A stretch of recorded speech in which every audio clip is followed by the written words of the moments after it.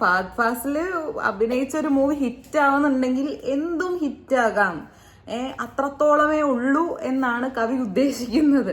കുറച്ചൊക്കെ ബെല്ലും ബ്രേക്കൊക്കെ ആകാം, യുനോ, അത് നല്ലതാണ്.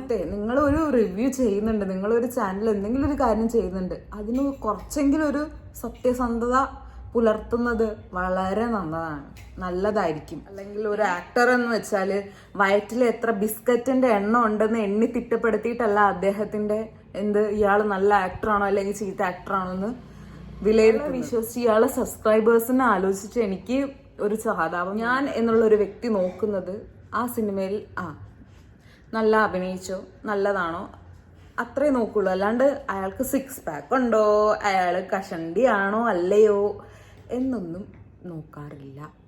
ഓക്കെ, ആൻഡ് ഇതൊന്നും ഒരു അഭിനയത്തെ ബാധിക്കുന്ന ഘടകമല്ല.